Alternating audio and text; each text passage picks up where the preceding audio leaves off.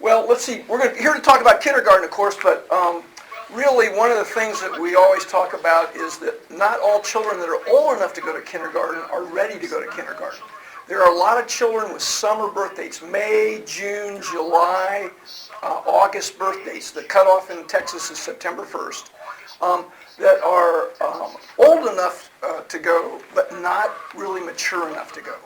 And so the issue is if they have a summer birth date, and especially for boys. Girls by age 6 are 6 months to 9 months more biologically mature than boys are. By age 12, a year to a year and a half. They go through puberty a year to a year and a half, where the boys do. And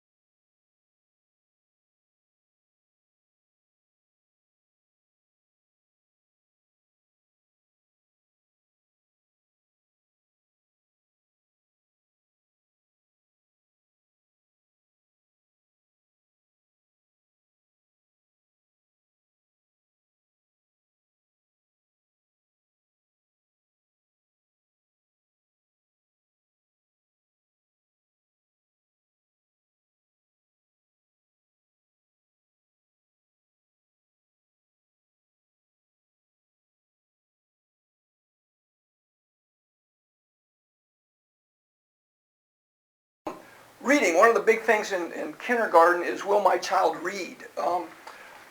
Reading is a readiness skill, just like potty training, just like a lot of things. Every child's on their own internal timetable, and they're going to do what's appropriate for them at the time that's appropriate for that child and no other child. It's not when the parent's ready, it's not when the teacher's ready, it's when the child is ready from within.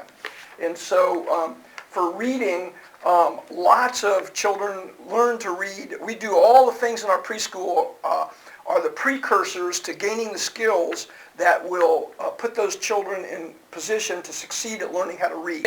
So yes, thank you. So it's a readiness skill, and so still in the United States, lots of children learn to read in first grade.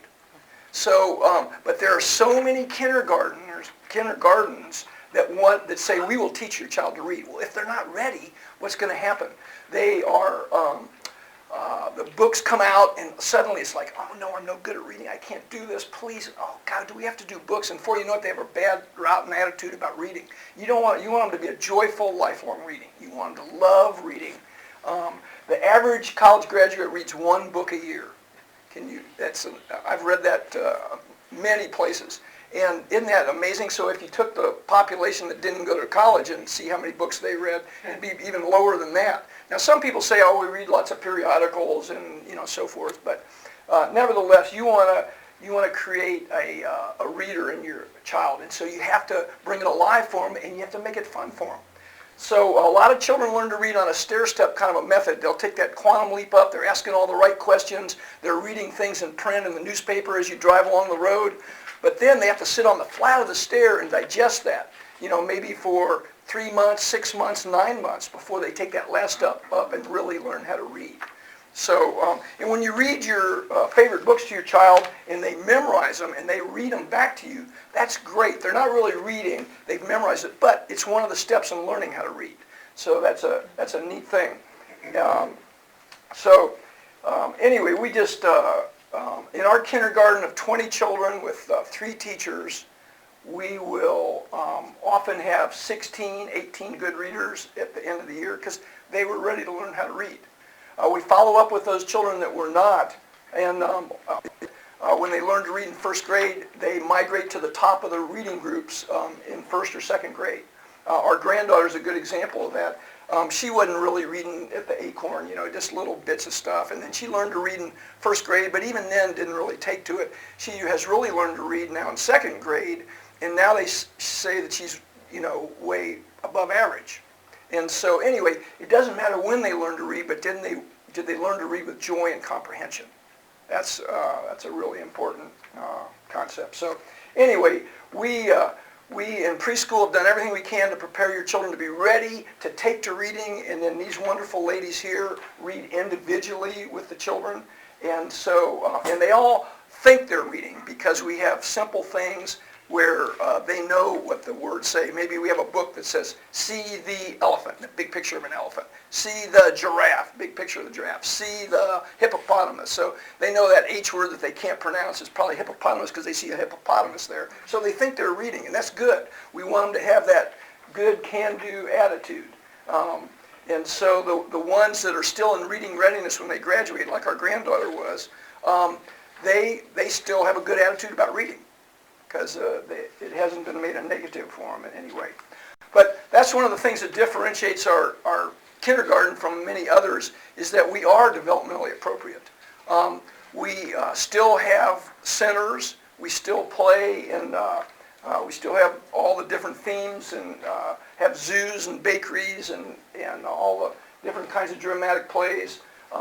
We do motor development, we have all the creative aspects of it, lots of creative art, as they did in preschool. However, they're here longer, so maybe it is hour for hour as much, but it's a good, we are a half-day kindergarten. We're kind of a hybrid, actually, because we're half-day, 3 days a week to start out, and then we go until 2 o'clock, 2 days a week, Tuesday, Wednesday.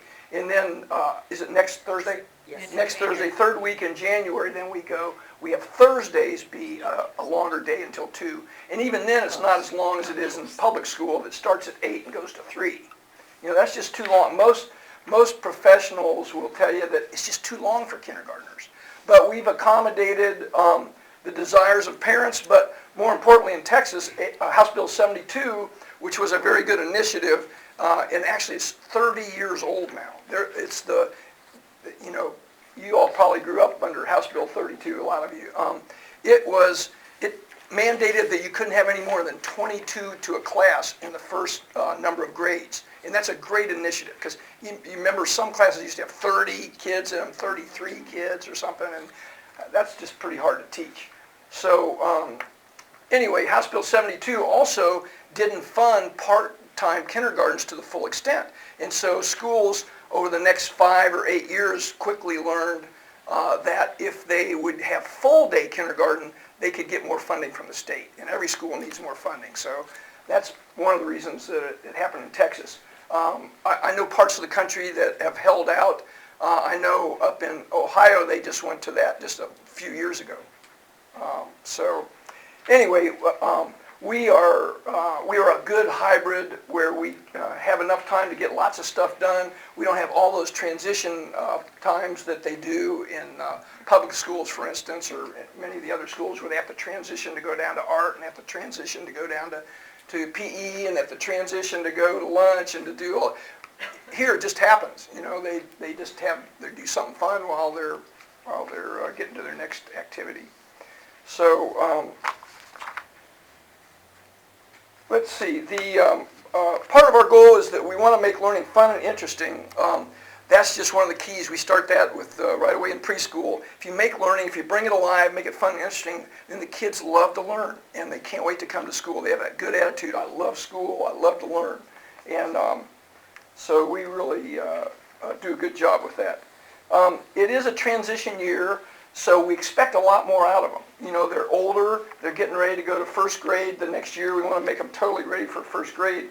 So we expect more better behavior out of them, more self-control out of them, more self-motivation, and time management. Those are things when the teachers talk to you about the contracts that we do. It's really interesting how these children realize how they have to use their time and manage their time to do a little bit of something every day on their contract so they complete their contracts by the end of the week. And that's a great concept for young children. We do a lot, we really want to create young thinkers. We do a lot of high-level thinking activities. Lots of writing in journals, writing story, estimation, prediction, brainstorming kinds of activities, real high-level thinking that get the children really thinking, because we don't want to create regurgitators of facts. We want to create kids that think. And that's just a great goal. Let's see, another thing is if you have a child that's at all shy, or even for most any child, keeping them in the same environment is just so comforting for them. It's just so secure for them. They've been here, Acorn's their home. It's been home for a lot of these children for 2 or 3 years, and this is it's just such an easy place to feel at home. Being here is just such, we've just seen so many children that transition. The one that a lot of our families go to might be Howard, and that's our public school for Alamo Heights. And so they go to Howard for 1 year. It's got 17 classrooms. It's huge. And they have all these transition times and everything. And then they go to another school the year after that. So they go to 3 schools in 3 years. I think that's a tricky proposition for a lot of children. I think it's real secure just to stay in an environment where you're known and loved. We also have 3 teachers for 20 children. I mean, where can you get that kind of a ratio? And how many years do we figure? I think they have like 107 years of total experience, these 3 teachers. And then, look at them. It's too many to They don't break look out. old. Too many to count.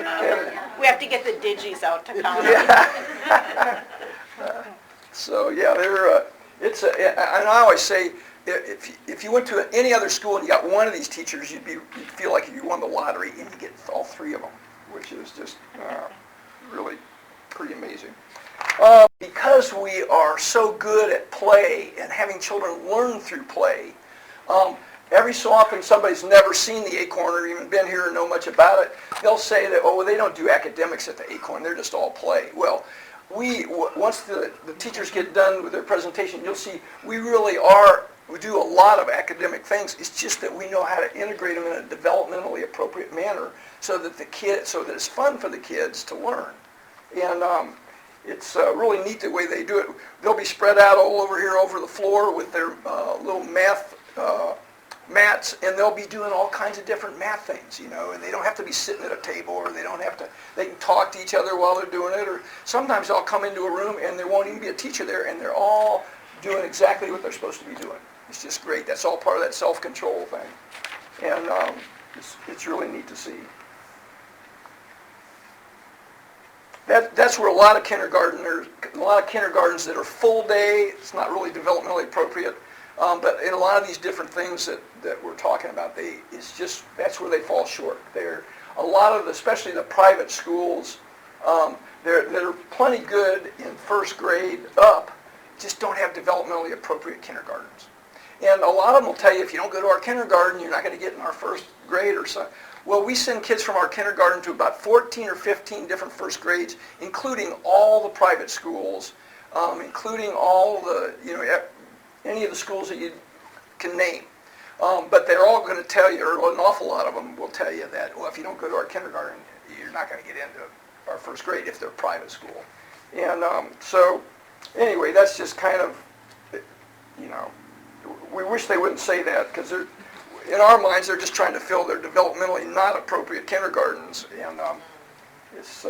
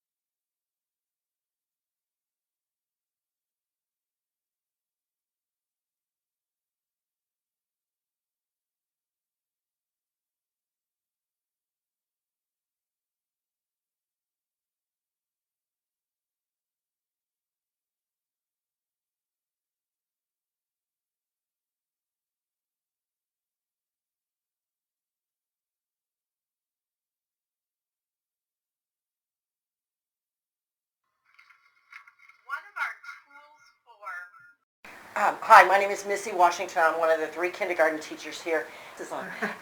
This is our daily schedule. I'm just going to run through real quickly. We'll flash this up again at the end after we cover all of the areas. But I had a parent ask earlier just this evening. I can't remember who it was. Yeah, that's not.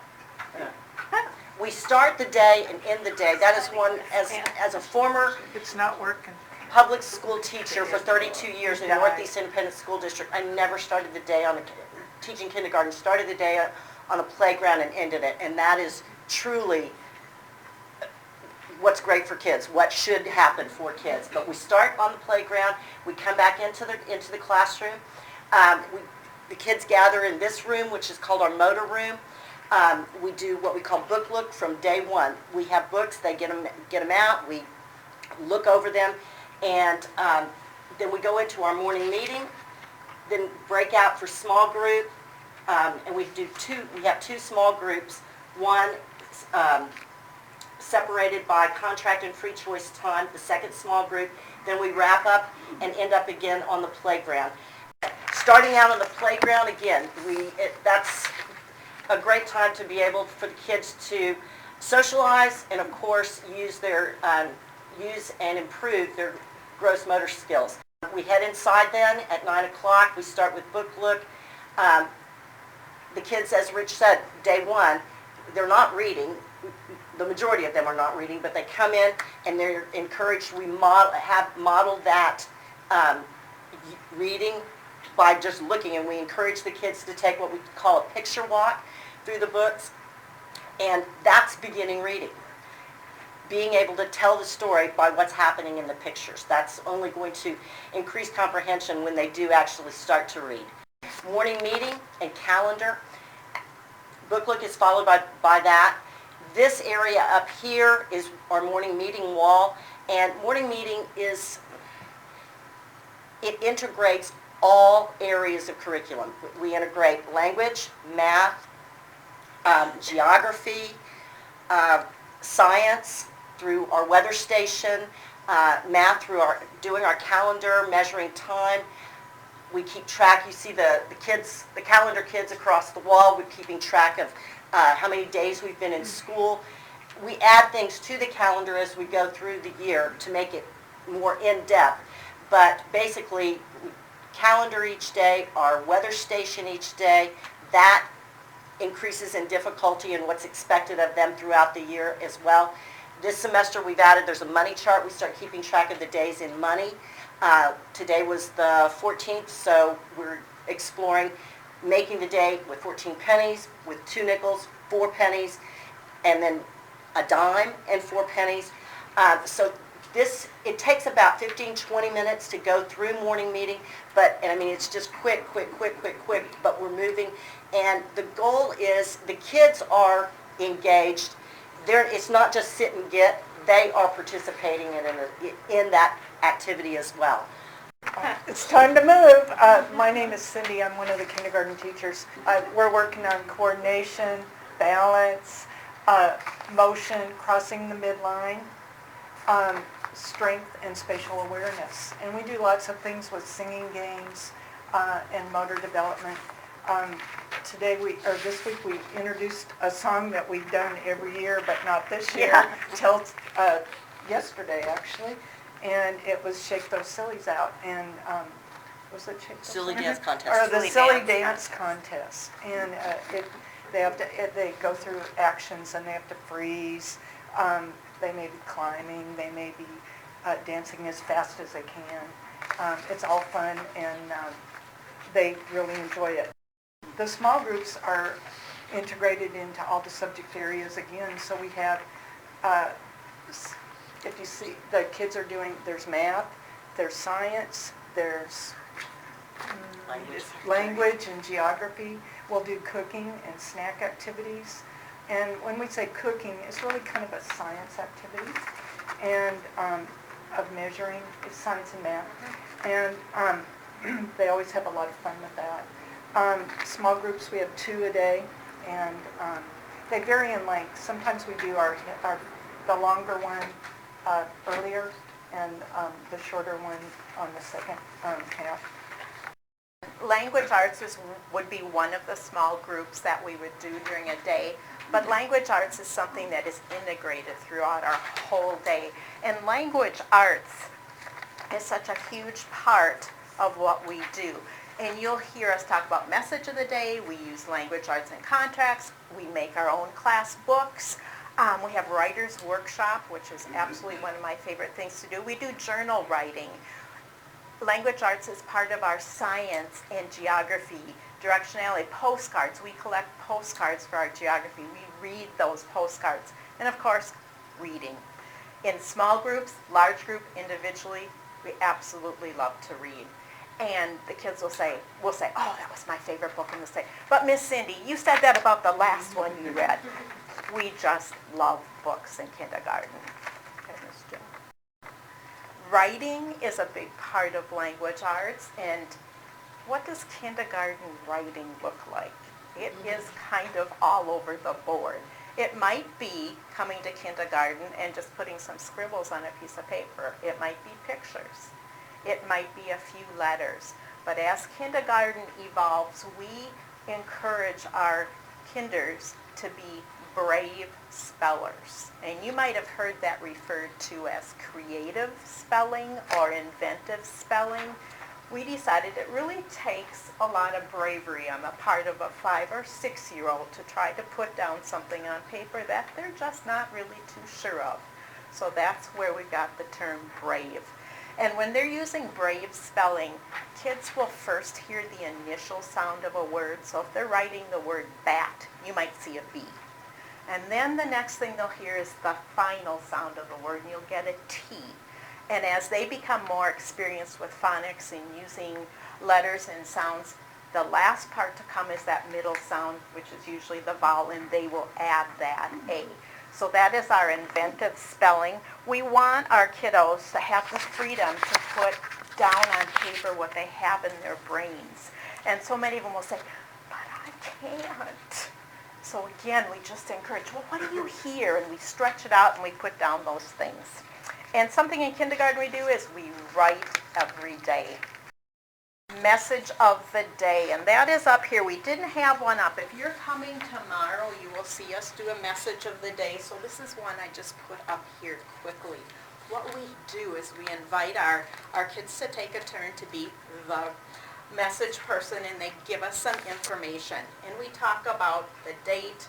We put up the date in different ways, and they get to tell us some information, and we write it down. And once it's written down, the message of the day really helps the kiddos understand print awareness. They understand that letters make words and that words make sentences. They see us model that words have meaning, that we work from the top to the bottom, we work from the left to right, and we start over again. And then they start to see that words keep popping up in this message of the day. We call those words our popcorn words. And we have a word wall in our green room that have popcorn words on it. Those are words that they are learning to read and are expected to read towards the end of kindergarten. Message of the day, fabulous. And people say, well, if they're using brave spelling, how are they going to learn to write the right way? Message of the day allows us to show children adult writing. Are they ready to use all the conventions of adult writing? No. But we talk about how we have road signs, which would be punctuation and period at the end of the sentence. Some kids start playing with a period when they write. You might get a period after every word, but they're playing with it. So you know that those things are getting into their brain. So it's just a really nice tool for modeling writing in kindergarten. Message of the day, Writer's Workshop. I was talking to a couple about Writer's Workshop. I think Writer's Workshop is amazing. We do Writer's Workshop in our green room. We use Tuesday afternoons opposite art. So 10 children will be in art and 10 children will be in the green room with Miss Missy and myself to do Writer's Workshop. And on those days, each day starts with a story. We have a mini lesson. We might be talking about the elements of a story. It might be who are the characters in the story? What's the main idea? We might talk about what the events were. What's the first thing that happened? What's the last thing that happened? So we talk about a book and what goes into a book. And then we encourage them to use some of those things in their writing. and they love Riker's Workshop. We find a majority of our kids, given of choice, anything they want to do, they're in the green room writing books. It's so much fun to see. And it's a great thing because it's got great numbers. There's just 10 kids in there with 2 of us. We can get to everybody. And we have a wall in our room where when they have finished a book and they've read it to a teacher and read it to another student, they get to publish their works. And they're very, very excited to do that. Other things that we write, we do class books. We also do journal writing. Reading, that's always the big one, and Rich touched upon that. Reading is probably the hardest thing your kiddo is going to learn how to do in school. It is so abstract. It is not like math that you can touch, you can eat, you can break it apart, you can put it back together again. Reading is very abstract. So we begin in kindergarten with those things that are most familiar to them, their names. We do a lot of work with names in the beginning. Then we do names of their friends because they know those. Then we do labels that are in our classroom. They're over reading, oh, I can read stop, or I can read fire. They're reading things that are labeled in our room and environmental print. We provide lots of opportunities for kiddos to read. We start with our book look in the morning, and then as our year progresses, we work with them individually at their level. We will have some kiddos that are still learning their letters and sounds, and we'll have some kiddos that are reading chapter books. So when we work with them individually, we're able to work with them at their level. And then just starting this month, we'll be starting to send home readers that they can share with their families at home to read. Most of all, we just celebrate the ability to read. Contracts, we touched on those briefly. This is a contract right here. It is an agreement they make with their teachers. There will be between 4 to 6 tasks on the contract. And the tasks that are on there are usually something they have done in small group the week before. So it really is a reinforcement of a skill that's already been introduced. And then the best part about the contract is they have this paper with 4 to 6 items. Their job is to finish it by the end of the week. We'd like to have them done on Thursday. It is most interesting to watch a 5- and 6-year-old play with time management. Oh, dramatic play is really cool right now. I think I'm going to go play. Then comes Thursday and they've got 3 things left to do. I'm not done. So it's a great opportunity. It's a lot of give and take between the kiddos and us. What can we do differently next week so you're not feeling so uncomfortable about this? Well, I think if I do one more thing on this day, and so we talk them through that. But they do, no matter how much we talk about doing it this way, they have to play with it.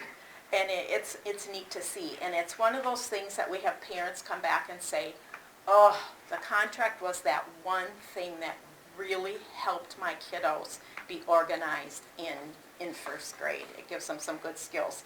It develops that sense of time management. It gives us a chance to work individually with them because when they finish a task on their contract, they have to write something down about what they did, and then they have to come share it with a teacher. And then it gives us a chance to see how they're doing with that particular item, and then we write back in our big people writing. So again, we're modeling for them to see our appropriate writing. Being able to self-select tasks gives them that sense of power and empowerment, and we're able to monitor anybody that needs help with anything in particular. First of all, I should say that all math for children at this age should be hands-on. It should be manipulative so that they gain an understanding with using concrete objects before they move on to more abstract. And here at the Acorn, we've really kind of put together our own math curriculum, pulling heavily from a program called Investigations in Number, Data, and Space, Mathematics Their Way, and another program called Everyday Math, as well as using DigiBlocks. Cindy mentioned DigiBlocks earlier. We pull from all of those to get best practices because not one program fits all. And so we found that pulling from a number of different programs seems to be able to reach the kids at the level that they're at. But we start at the beginning of the year, very, very concrete, using manipulatives for all. We continue with that throughout the year, but we move to the more abstract, and by the end of the year, our goal is we want them to think mathematically and not just be regurgitators of facts. 2 + 2 is 4. We want them to understand and have felt and know why 2 + 2 is 4. Why we gather, and I'm looking at the tally board up there, why we gather things in groups of 5, and how we reach that point so that they can actually, they've messed with it with their hands, they've done it, they've used it, they can understand it, then they get it in their heads and are able to apply what they know in their math. But math is, again, as Cindy said, throughout the day, we are able to integrate all areas of the curriculum throughout the day, and as Rich had said earlier, with little time wasted because of just the beauty of these 3 rooms, being able to move and to transition into another activity seamlessly. You saw the carpet in there, we call it a learning carpet. It's actually a hundreds chart. Actually we'll be starting next week. Over here we do use a program called Exemplars. It's a program of story, it's a story problem basically. And what it is, it's training the kids to,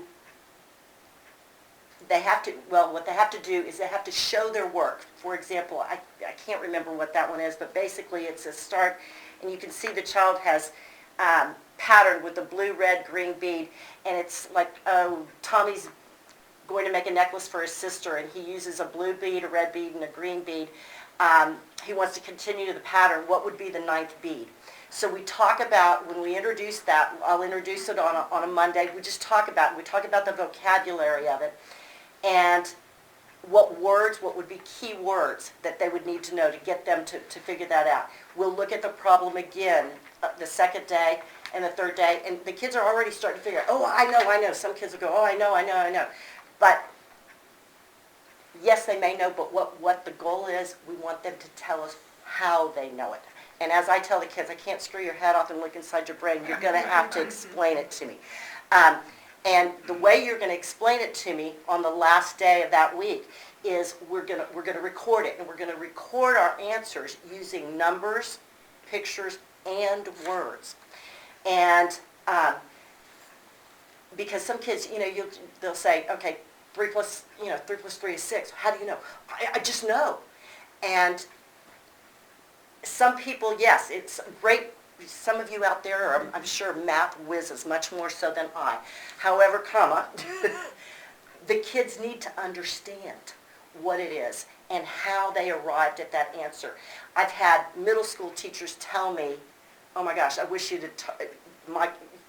my middle schoolers would have looked at this and known how to do this at an early age, because it helps so much with word problems and just being able to explain their reasoning and their thinking. We were see the example on the lower right with all the mirror reversal, the 2, the 3, 7, 9 or mirror reversal, totally normal for young children. That happen. And same with lowercase b and d. Some of them get those mixed up well into 1st grade. You'll see reversals. The whole alphabet. Yeah, you'll see reversals. A lot of parents come to us and say, oh my gosh, my child is reversing everything, or reversing. Reversals are normal until 2nd grade. And if they're still doing them in 2nd grade, first thing you do, don't worry, but first thing you do is go to the ophthalmologist. I mean. And we would have already suggested that. And you'll see mirror reversals of their name. I mean, hey, do you see what's wrong? I always No. introduce Wendy's explanation. Reversals. What? Someone explained it to me one time, and I think it makes complete sense, that a baby is born and has to recognize mom from the front, from the back, upside down. It's just kind of a skill that they're able to kind of pick out mom. And so they still see things in the round. They see the alphabet in the round. They see the name in the round, and they're able to, write it completely mirror reversed and backwards, where we would have to really concentrate and do that, but they haven't established a base level yet, and a lot of times you'll know they're ready to move on beyond reversals when they're drawing a picture of themselves and they put the ground under them. So it's just something to think about. These are the digi-blocks that they referred to, and they are so cool. They're each individual block here, so 70 or 10. When this gets to be 10 in here, it slides down and they complete it up here, pack it up and put it up there, because it's a multiple of 10. 10, 20, 30, 40, 50. So they got up to 70 and then 6 individuals. And then when they get that, and then we have bigger ones that actually go out to the hundreds over here. And they love these so much. It's amazing. When our graduates come back to visit, they almost always head for the digi-blocks first. They just love them. And it's concrete math at its best. These children all just end up really understanding math. They didn't have to memorize anything. They just understand it from all the different ways. I'm going to put an ad in there that when I went to Digi University one summer, At Harvard. At Harvard, I came home with tenths and hundredths, and sat my middle schoolers at the time down, and I said, show me, 2.7 times 3.1. And they quickly did it, and I handed them these, and I said, show me that. And they sat there for a minute, and they started manipulating, and they went, I never realized this is what it looked like. I mean, it made such a connection with them as middle schoolers to have that, wow, that's, and then you can continue to picture it getting smaller and smaller and getting larger and larger. It's an amazing tool. Geography. We start off with me on the map, where we belong in our city, our state, our country. We use maps and globes. We've learned the 7 continents. We have a song, we got the whole world in our hands. Yeah, anyway, I dare say all the kids would know all 7 continents. And we reinforce that with postcards. And there's a story called The Race, and it's about the tortoise and the hare. And we have asked families to have family members send postcards from places around the world, because a lot of grandparents and parents have traveled abroad. And this year we haven't done too well on, we've got, North America is covered. We do have Europe, and we have Africa, I believe, and what's the other one? And Asia. But, and we're going to check out and see if we can still get some postcards from Antarctica. We sent them to the Antarctica station, and it got postmarked and sent back. So it was kind of fun. And so that's another thing in geography. We also work on directions, north, south, east, west. We do science in almost everything we do. We do color mixing, magnetic force and attraction. We use thermometers. In fact, we had some out there today. We noticed we need ramps, simple machines. We have a wind tunnel, so we experiment with vortex movement. We work with absorption and polymers. Diapers are loaded with, they absorb and they're loaded with polymers. And the kids love it, so we will examine some diapers later and see what they can hold. And kids are amazed at how much water they can actually hold. And then we use some polymers, and we call them ghost babies, and they're in a big jar, and they put their hand in, and wow, and they can feel them, and it's really fun. We work with static electricity, and then we work with animals. One activity we did was the ants' use of pheromones, and we had the queen ants, and they had to match, the worker ants had to find their queens, and it was fun. We work with animals, their habitats, their classifications, and we work with the cycles, because as you we get into the water cycle, the plant cycle, growth, and animals. And of course, we have the famous eggs and chick hatching, and that's a big part of our program. And snack, okay, you're going to see some cooking activities here. We have some root vegetables, and we produce quite a Thanksgiving feast here. We peel our potatoes, and we chop onions and celery. We made our own dressing. We ground cranberries. We Shook our butter. We shook our butter. I mean, those are all science activities too. So it's incorporating all those things. And snack is our social time. It's cool. Free choice. I touched on that a little bit. When they're done with an item on their contract, they can go ahead and have free choice. Dramatic play is still a huge part of kindergarten. Kindergartners, children all learn through play. A child's work is play. So we always have a dramatic play up, a little different than in preschool. We the adults set up just the bare bones, and then we have a team meeting and we decide, well, if this is going to be a city, what are we going to need to put in this city? And we write down and brainstorm lists of things that they need to create this dramatic play. And then off they go a little bit farther with it, and we get back to, is there anything else we need to do? Well, I need this and I need that. So they're a real integral part of creating our dramatic plays. And it's really fun to see the thought process that goes into it and the different experiences that they've had that they bring to our dramatic play.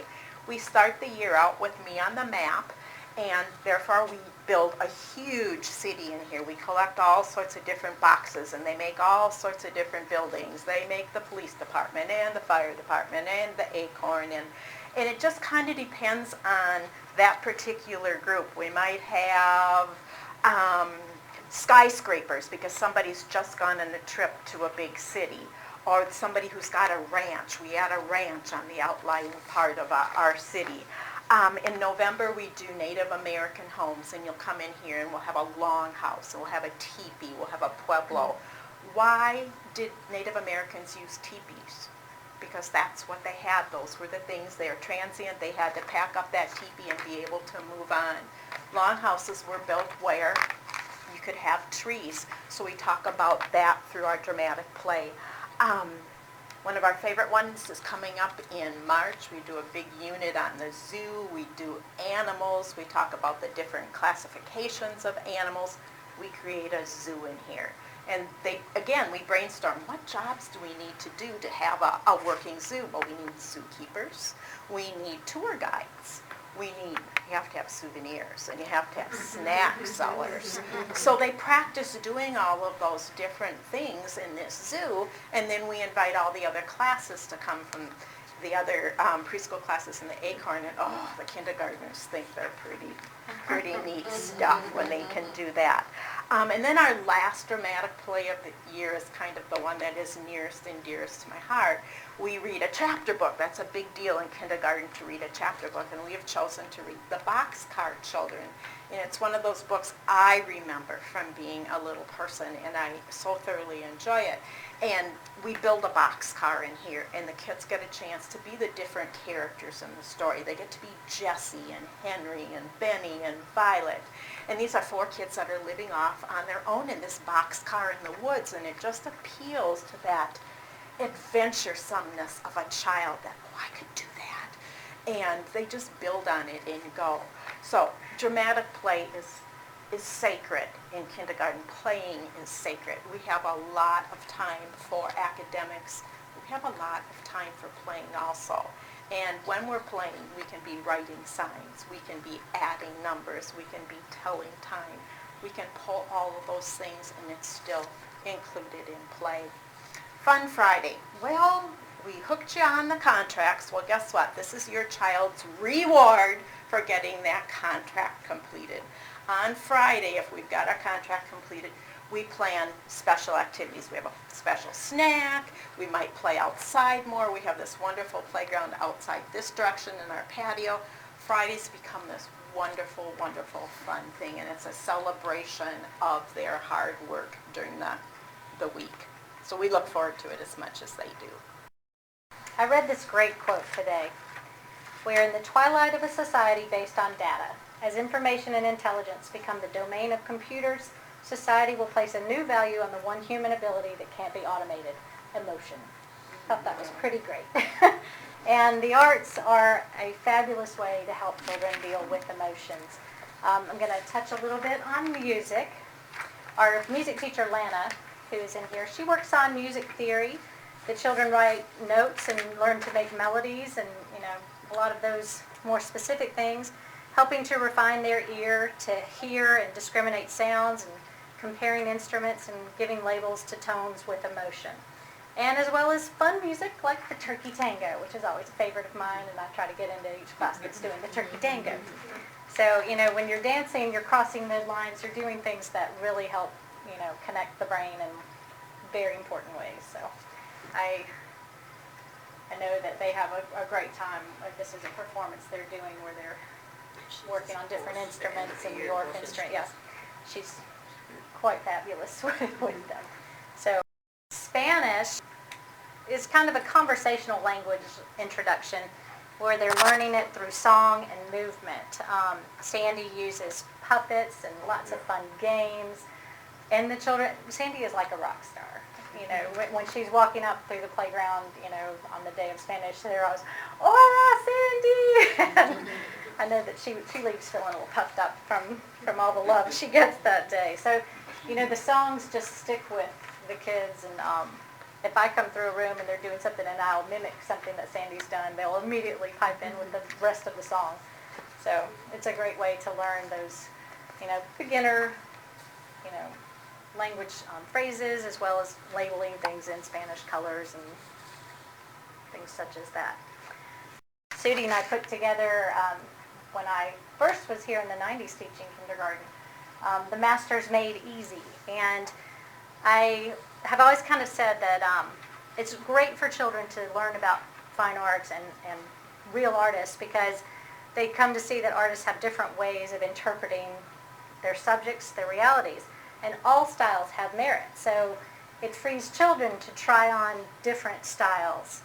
If you show a child a picture, they think, "Oh, I have to make it look just like that." But when you show them lots of different styles, they relax a little bit. And they're like, "Oh, that kind of looks like mine," especially when they come to see some Jackson Pollocks and more abstract artwork. So through the arts, they're getting a lot of creative thinking and problem solving, risk taking. So some of the things that we do in kindergarten with our fine arts devoted time is to look back, maybe at cave paintings, maybe at the Lower Pecos Native Americans, and see how they interpreted their world, and then to look at Raphael and Donatello, Michelangelo, Leonardo, not just as Ninja Turtles, but know that they were the artists, and we're going to study those artists and look at Raphael and his Madonna and Child paintings and talk about the triptych and design. And as you leave tonight, if you look at the boards by the exit, you can see their interpretations of Raphael's Madonna and Child, and you can see them absorbing that lesson on the triangle method, and it's just really fun to see them kind of take that on. Now the same children will go out and learn about Pollock, and they'll be outside in trash bags and hairnets sometimes, or shower caps, slinging paint and being a Pollock. Oh, there we are. So looking at Matisse and finding out about his wild color, and that people thought he was a wild beast because he painted such vibrant things. And then learning later in life, he couldn't move as much, but he took to cutting and doing things. So we do collage then. Monet is a favorite that we love to study. Monet in his garden, and the children at the end, after learning about him, will stand at the easel with little straw hats on, and they'll do their water lilies and bridge paintings, and it just gives them a chance to try them out. They love learning about Van Gogh. And one fabulous thing about the kindergarten is that we can take really great field trips, especially on those long days. And we love to go to the McNay Art Museum. It's just a jewel. It's super close. They are wonderful with us. And so we can go there and we can appreciate some of these artists that we've learned about through the year. We can also go and take advantage of their traveling exhibits. So this fall, the class went to see the Miro exhibit, which is going back to Spain, and they won't see it again. That's their opportunity until they grow up and move and go to Spain to visit, to see those things. And they came back and they had Miro Day on Fun Friday, and they they took things they learned and they saw and were inspired by. Oh, here's one of the things they did, inspired by Moreau. They did sculptures, made art robots, and they just really had a fun day. And, that's going to sink in. One day they'll go, I remember that Moreau guy. He made those really fun creatures. So then they can, we'll go back to the McNay and see them again. I know that Cindy was there last night for a class and met the artist, which is a little bit of another way of thinking, is like, how this guy's still alive? Most of the ones we learn about aren't. And we can go see real artists who are making art today, and so then they can see their own value in creating things. They can go to the theater, been to plays down at the Magic Theater, or go to the symphony. I know you've done that. Tobin. At the Tobin. And in going to those experiences, going to the theater, a lot of times you'll see the kids pick up on, that set had a Mona Lisa in the background. Or, that looked like Starry, Starry Night, and they pull these things out, and because it's had meaning to them, they've had their own experience with those artists, that they're more likely to recognize it. One of my favorites in art is Michelangelo. We have these big posters and these beautiful art books with Michelangelo, who laid on his back and created all these amazing people from the Bible by painting upside down for years and years and years. And then we'll put paper on the underside of the tables out there in the art room, and they lay on their backs and they paint up there, just like he did.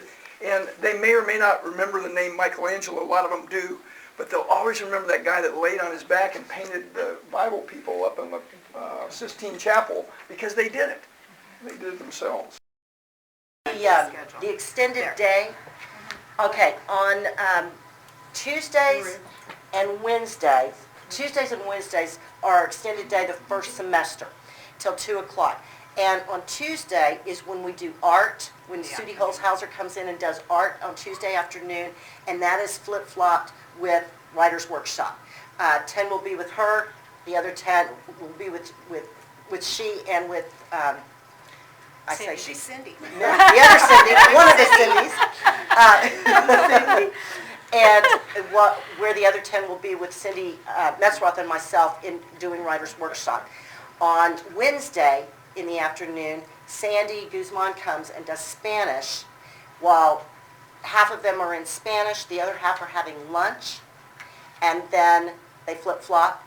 And then later on that afternoon, Miss Lana comes and we have music. And outdoor play. So when you're with music, again, it's a smaller group, 10, and 10 will be with us. They start at the beginning of school year? Tuesday, not the Wednesday? yes, Tuesday, Wednesday, but not the first week of Second school. week. It starts the second week of school. And then beginning next Thursday, a week from The 28th. the 28th, okay, Yeah, we're ahead of let me look at my Oh, calendar. not the third week. No, it's the On the 28th. 28th, when we start the extended day on Thursday, what we'll be doing during that time is we can extend. We do A lot more a lot more science. science, math exemplars, a lot more science things Field during that, trips. and Yeah. field trips. It's our enrichment Yeah. time. We can really build on things we've been doing. Exactly. And I know Rich talked about it earlier, but I can't. I mean, I know as a parent, having had a child in kindergarten, a long day. 5 and 6-year-olds are not equipped to be in school from 8 to 3. They can't do it. And it becomes babysitting because you can only teach them so much, and then they're fried, they're done. And the beauty of the schedule that we have here at the Acorn, it really reflects and respects the child, because at the beginning of the year, the first week that we go, we have 2 extended days. Oh, They're wiped out. they're wiped out, but by stepping it up gradually and then going to that third extended day this semester, they're ready for it. I mean, their stamina is increased, and they are ready. There are for a it. lot of breaks in public school too. Your lining up and waiting to go to this class, No, and to line the up and let's walk down to restroom. this one. The and restroom. Everybody put your heads down for a minute while I'm dealing with this. There's, and this is kind of a nonstop, so they're really jam-packed with their it is. And it's activity. a great balanced program between large groups, small groups, individualized learning, free choice, teacher-directed. It's all balanced and patterned in such a way that they're not sitting for a long period of time. And when we talk about play, that play has all those high-level elements integrated into that play. So it's really high-level, meaningful, enriching stuff. And they're the best at reading the kids. Like if they've been sitting, you start to see a Yep. wiggle, they'll get them up and have them do some activity and, just refocus the group back. It's wonderful. Yes. One other thing that's interesting, we do a cafeteria day, because when they go to first grade, they're all probably going to go to some place that has a cafeteria. We don't. Everybody brings their own lunch, and we all sit down and eat a nice, peaceful meal. And so about once a month, we have you parents all take a turn having cafeteria day, and you bring a bunch of stuff, and we have trays, and they go down the line just like they would in a cafeteria. And every so often we get some mums that show up with the Ruth Buzzy hair nets, with a little thing in the middle up here, and all of it.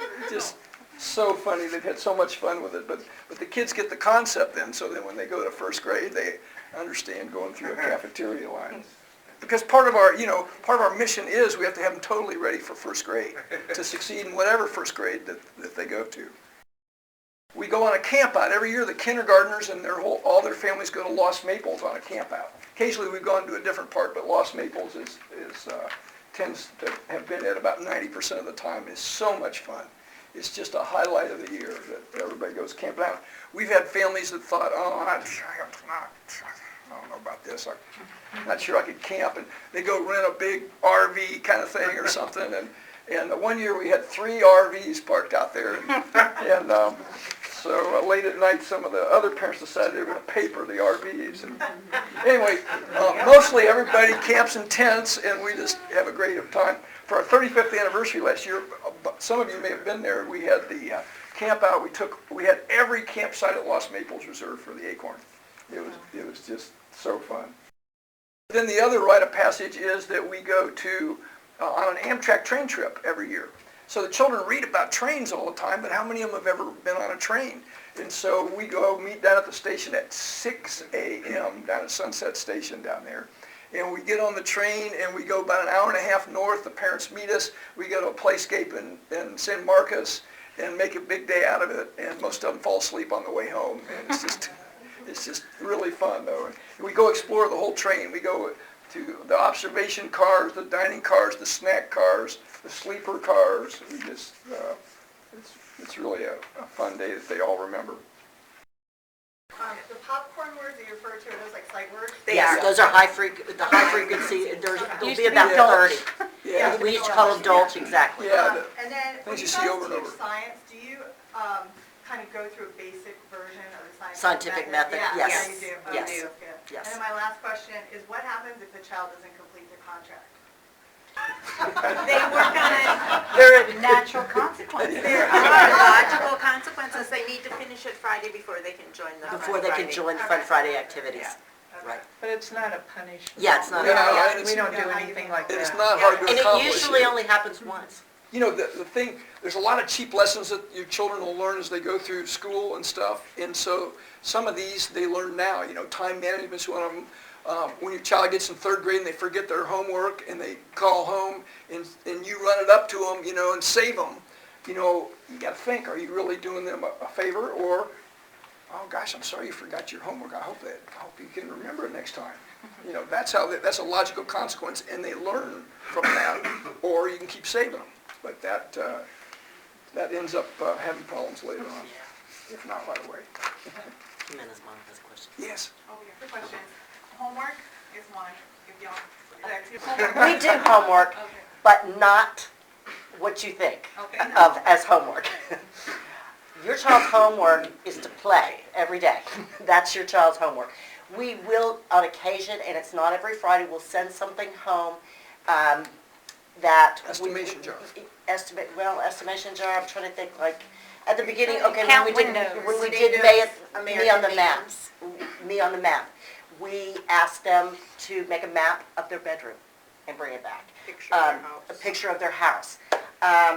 The Native American names. Native American names, when we were studying Native Americans. Where they were that was born. That was their homework, to come up with a Native American name, something that represented their personality. Do it with your family, a name that, So cute. that represented your child's personality and where they were from. What they were native of California or Minnesota. But that's the type of homework. We don't, You know, we're go never going around to your send you, neighborhood you're and never going to collect get a leaves from worksheet. 10 different kinds of trees or 5 different kinds of trees. Will there be a parent-teacher conference like there is now for the Yes, we do parent conferences twice a year, and starting in November, late October through November, and then we'll have another one at the end. There's not a report card, but the report will be, and because you guys drop off and pick up, we see you. I mean, we are conferencing with you really continually, every day, every day. So. And we really welcome parents to be involved. To come in, exactly. Yeah, you get a report, yeah, exactly, We're showing exactly. basements, there's all kinds of stuff. But yes, we do have a one-on-one conference twice a year, and even more as needed or as requested. Right. And that question stems from concern of, I have no idea where my daughter's going to go for first grade, so kind of wanting to see how she develops and get advice on, Oh, yeah. that's for her. And that last conference, the one that we'll have in May with each of the parents, that last conference, Cindy and I write up, I mean, what we will equip you with is a piece of paper that you can take to that first grade teacher. We'll have a write-up, we'll hand to you a copy, one for you, one for your child's teacher.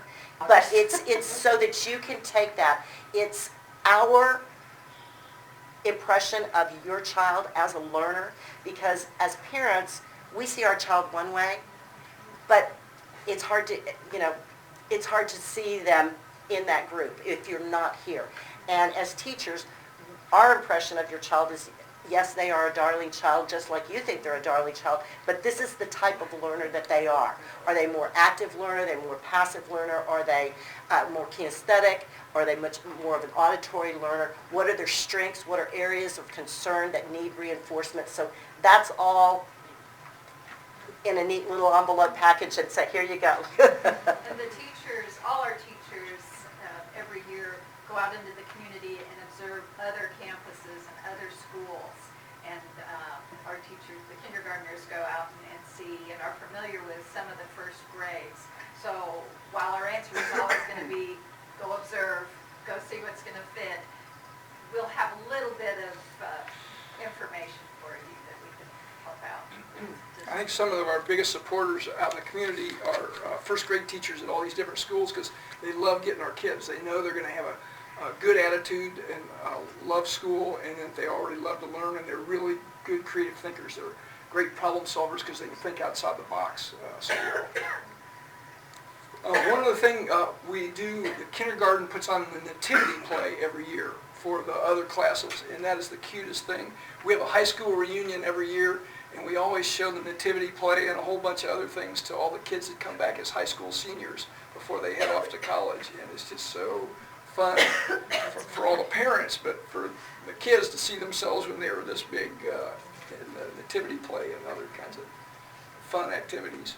We've got our own, this is an extra classroom outside actually, which we love, and their own play area out there, big sandy area where they can have their own, as well as using the regular playground that all the preschoolers use, but this is specifically for kindergarten. My husband always says, what a testimony to this school and this Acorn community that even as seniors in high school, these kids love to come back and see the Acorn. So We had a college student pop by in the fall we had a college student. who was visiting town and came by to see us. They don't live here anymore. And moved to Kansas City. Yeah. Okay. Yeah, we had one grad that went to Columbia, and he brought his girlfriend back, and the first thing he did was have them meet the family. Second thing was show them the Alamo. Third thing was they came to the Acorn. Pretty fun. This was just my thought as I think about this every year and what a slice of heaven this experience is that, you know, when you picture a traditional classroom, you see desks in rows and quiet seat work and little time to move. And when I walk through this room, especially when I've had enough time at my desk and I need a break, I walk through the room and I'm just a little observer and I hear joyful noise. I want to hear that noise. I want to hear laughter. I want to hear playing. I want to hear the cooperation or come look at my idea. Lots of busy activity of, you know, them manipulating objects as well as their own bodies. You know, somebody today was telling me they're standing on their head practically, I'm stretching, you know, and it's important, meaningful things for them to do. And those are signs of a developmental program, I think, that respects children in childhood. So it's, as I come through all the time and I think, what would other people think? You know, it just looks like they're having fun. But when they are doing musketeer size, and I come in and they're doing all the movements and crossing the midline, and yeah, I mean, it's fun, but it's meaningful, and I think that's pretty fabulous. I mean, that's a true gift for your children, is to become a joyful learner. You always want to foster the joy of learning.